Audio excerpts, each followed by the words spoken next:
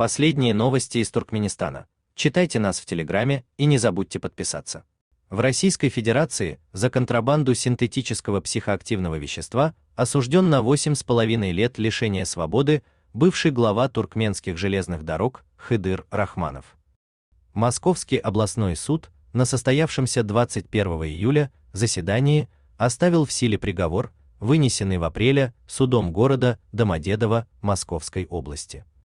Все это время туркменского чиновника пытались спасти и увести от ответственности его высокопоставленные покровители и посредники, вплоть до главы МИД Туркменистана Рашида Мередова, а также целая команда адвокатов.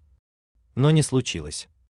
В распоряжении Туркмен Ньюс оказалась копия приговора Домодедовского горсуда, из которого стали известны некоторые подробности предъявленных Хыдырову обвинений. Так, подсудимому вменяется контрабанда психоактивного вещества в крупном размере. По части 3 статьи 229.1 Уголовного кодекса Российской Федерации предусмотрено наказание от 10 до 20 лет лишения свободы. Рахманову было назначено 8.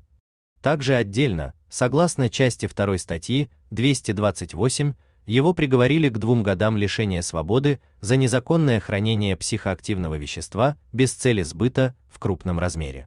Интервал наказания в законе указан от 3 до 10 лет лишения свободы.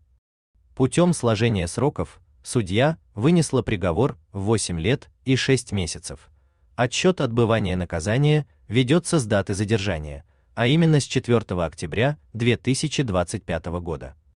В приговоре имеется пояснение, почему сроки оказались ниже установленных пределов. Суд учел личность Рахманова и нашел совокупность смягчающих обстоятельств исключительной. Что же это за обстоятельства и что за характеристики? Названы полное признание вины, раскаяние и сотрудничество со следствием, содержание на иждивении разных близких родственников, в том числе малолетнего ребенка и матери с хроническими заболеваниями, собственные хронические заболевания.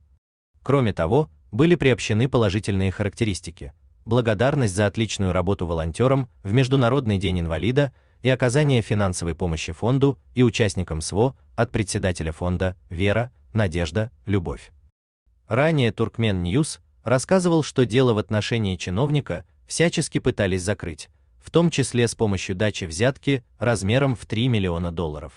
Деньги были отправлены из Ашхабада дипломатической почтой, а посредниками назывались главный редактор выходящего в России журнала «Туркменистан» Михаил Переплеснин и бывший в тот момент послом Туркменистана в Российской Федерации, а ныне посол в США Эсен Айдагдыев. Курировал же вопрос лично министр иностранных дел Туркменистана Рашид Мередов. Тем не менее, для полного оправдания Рахманова всех усилий и средств, очевидно, не хватило.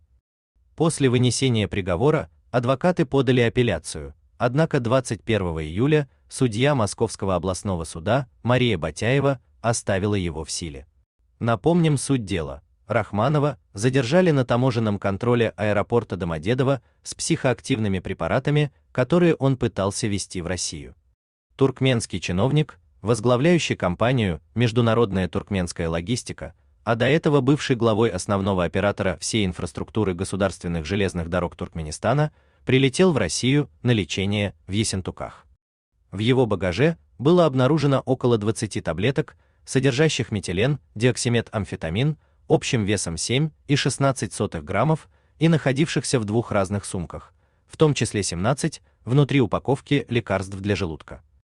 Вперемешку с ними лежали и другие капсулы и таблетки, в составе которых ничего запрещенного не нашлось. Согласно тексту приговора, Рахманов сказал таможенникам, что купил препарат в аптеке, а затем, что их ему передал водитель и что таблетки красного цвета с надписью Rolex являются успокоительными, но состава он якобы не знает. Затем во время судебного заседания экс-чиновник заявил, что препарат ему дали знакомые на ужине после форума 18 сентября, назвав препарат успокоительным средством. Мол, он хранил их не используя и решил взять с собой в Россию. О своей ошибке сожалеет, она трагично повлияла на его судьбу. По информации Туркмен Ньюс, в Туркменистане Рахманов таможенному досмотру не подвергался. Он вылетал через зону VIP-персон и при попытках досмотреть его багаж стал возмущаться. После чего кто-то позвонил таможенникам и приказал пропустить мужчину без досмотра. Ранее информация о его деле на сайте Масаблсуда не публиковалась, либо публиковалась, но без указания фамилии.